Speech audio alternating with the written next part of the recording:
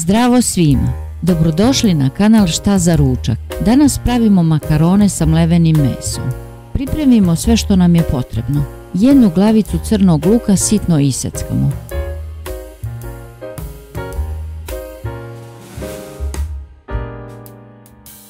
U tiganj stavimo malo ulja i zagrejemo. Dodamo luk, malo posolimo i pržimo. Kada luk omekša, dodamo 400 g mlevenog mesa i ispržimo. Sklonimo sa ringle. Dodamo pola kašičice bibera i promešamo.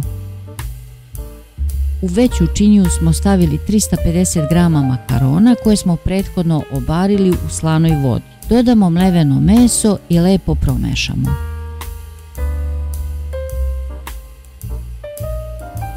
Vatrostalnu činiju premažemo puterom ili margarinom. Izručimo makarone. U 200 g pavlake dodamo 2 jajeta i dobro izmutimo.